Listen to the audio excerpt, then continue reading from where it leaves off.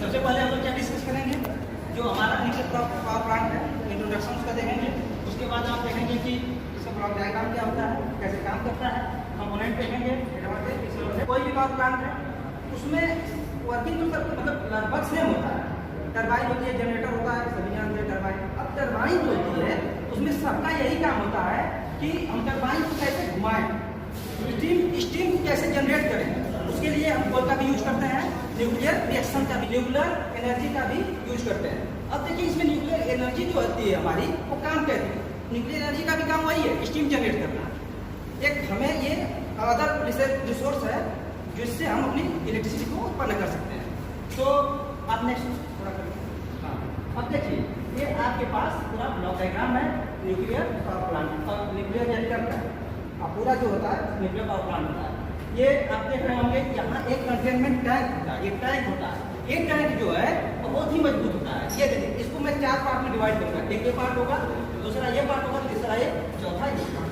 ठीक है, अब देखिए जो ये पार्ट होता है बहुत ही इंपॉर्टेंट होता है। जो न्यूक्लियर रिएक्शन कराते हैं हम, वो यहीं पे कराते हैं।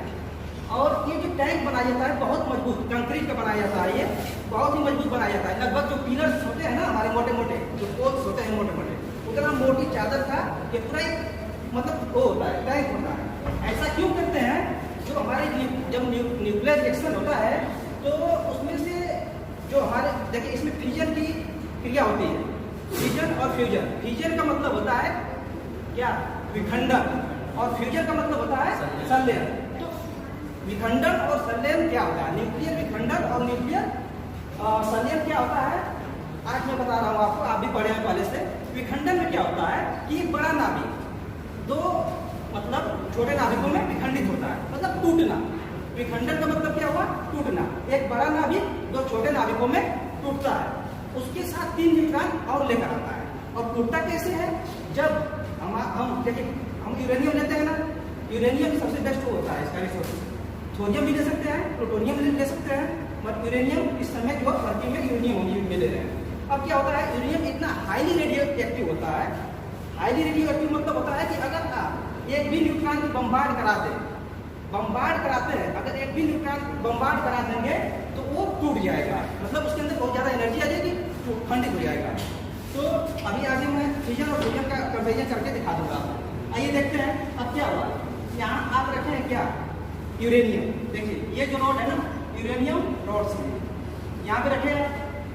न्यूट्रॉन को बम्बार्ड कराएंगे, जब बम्बार्ड कराएंगे तो ये टूटना मतलब टूटेंगे, यानी कि बहुत तेजी से एनर्जी निकलेगी। तो जो 3 न्यूट्रॉन होंगे आपके, वो फिर उसका प्रत्येक न्यूट्रॉन फिर मतलब बम्बार्ड कराएगा यूरेनियम पे, वो फिर ऐसे खंडित चेन बन जाती है। इसको चेन रिएक्शन भी कहते हैं। अब इसमें जो यूज करते हैं, देखिए आप न्यूक्लियर एनर्जी का यूज 2 जगह करते हैं, कंट्रोल्ड और अनकंट्रोल्ड दोनों। जो अनकंट्रोल्ड होता है एटॉमिक बम यूज किया जाता है वहाँ पे, और जो कंट्रोल होता है हम न्यूक्लियर एनर्जी प्राप्त करते हैं। तो जो एटॉमिक बम आटोहम नामक वैज्ञानिक ने एटॉमिक बम का आविष्कार किया था, यानी कि वो अनकंट्रोल्ड क्रिया है। कभी हम न्यूक्लियर फ्यूजन और फ्यूजन को भी पढ़ेंगे, डिटेल में पढ़ेंगे। यहाँ पे बस आप समझते रहिए कि जो न्यूक्लियर फ्यूजन है वो विखंडित हो जाते हैं, मतलब उसमें 1 से 2 फिर ऐसे चैन बनती जाती है। अब देखिए ये जब टूटेगा तो ये बहुत ज़्यादा एनर्जी आएगी, तो जब एनर्जी आएगी तो इसको हमको मंद करने की जरूरत है। मंद करने के लिए मंदक की जरूरत है। वो मंदक मतलब मॉडरेटर जो होता है वो क्या होता है आपका, ग्रेफाइट या डिफ्यूज, मतलब भारी मंदक के रूप में आपने यूज किया। मंद तो हो गए, मगर इतने ज़्यादा न्यूट्रॉन निकल रहे थे कि अब वो जाएंगे कहाँ, जाएंगे यहाँ देखिए ये रॉड्स 2 मैंने यूज किया है। बोरॉन रॉड होती है, कैडमियम की रॉड आप यूज कर सकते हैं, ये ध्यान रखिए, बोरॉन या कैडमियम की रॉड यूज करते हैं। ये क्या करता है कि जो एक्सेसिव न्यूट्रॉन्स होते हैं उनको एब्जॉर्ब कर लेता है। ठीक है, हमें जितनी एनर्जी चाहिए हम उतना ही यहाँ से प्राप्त करेंगे। इसका हो गया ये पूरा। अब यहाँ से इनका काम क्या होता है कि जो हमारा वाटर है उसकी मतलब हीट करना, जितना ज़्यादा से ज़्यादा वहाँ से स्टीम बनेगी, हमारा टरबाइन उतनी तेजी से मूव करेगा। तो ये पहला पार्ट आपका बेसिक यही था। दूसरा पार्ट आप यहाँ देखिए, यहाँ पे हमने क्या यूज किया, हॉट सोडियम।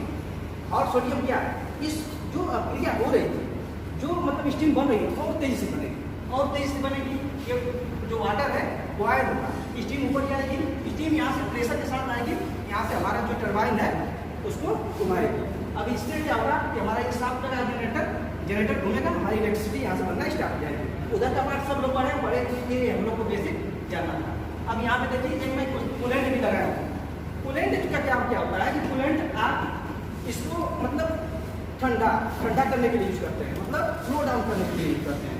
अब यहाँ से इसको पानी को जो बचेगा इसको फिर ठंडा करके अंदर डाल देते हैं। अब कूलेंट में आप कार्बन डाइऑक्साइड भी यूज कर सकते हैं, ठीक है, और सोडियम भी यूज कर सकते हैं। तो सोडियम एक तो हॉट सोडियम यूज करते हैं उसको स्टीम को और बढ़ाने के लिए, और जो लिक्विड सोडियम यूज करते हैं इसको उसकी स्टीम को कम करने के लिए, ठीक है। तो यही है, आप देखिए बोरान का आप रॉड देखेंगे और आपका ये बोरान का कैडमियम दोनों हो सकता है। उसके बाद यूरेनियम और ग्रेफाइट को और एक कंक्रीट का पूरा बनाता है। अच्छा देखिए ये यहाँ पे बहुत ज़्यादा सावधानी इसमें देनी होती है। चेरनोबिल परमाणु दुर्घटना हुई थी 1986 में, वो इसीलिए हो गई कि ये जो इसकी ये वहाँ मौजूद ही नहीं थे। रिएक्शन जो हुआ उनको कंट्रोल नहीं कर पाए, जो वहाँ से रेडियो एक्टिव निकला, न्यूट्रॉन निकले, उनको कंट्रोल नहीं किए, तो बहुत मास लेवल पे वहाँ पे मतलब शमशान बन गया। अभी तक वहाँ पे जीव जंतु नहीं पैदा होते हैं, इतनी मतलब भयंकर स्थिति हो गई थी। ये मैं बता दिया आपसे। अब देखिए न्यूक्लियर फिजन और फ्यूजन, एक बार देख लीजिए, ये सिर्फ फिजन है, ये फ्यूजन वाला पार्ट है, और ये आपका क्या है न्यूक्लियर फ्यूजन।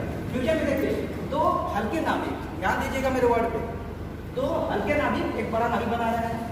यहाँ पे ध्यान दीजिए, एक बड़ा नाभिक दो छोटे नाभिकों में चेंज हो रहा है, प्लस हमें क्या मिल रही है, यहाँ से एक्स्ट्रा एनर्जी मिल रही है, और इसमें एक चीज तो नहीं किया है, यहाँ पे 3 न्यूट्रॉन और जनरेट हो रहे हैं, इसमें इसको नहीं किया, यहाँ 3 न्यूट्रॉन और हो गए। तो अब देखिए ऐसे, अब ये वाली जो फिजन वाली क्रिया 1 से 2 बने, 2 से 3, 3 से 6 ऐसे करके बढ़ेगी, बढ़ती जाएगी।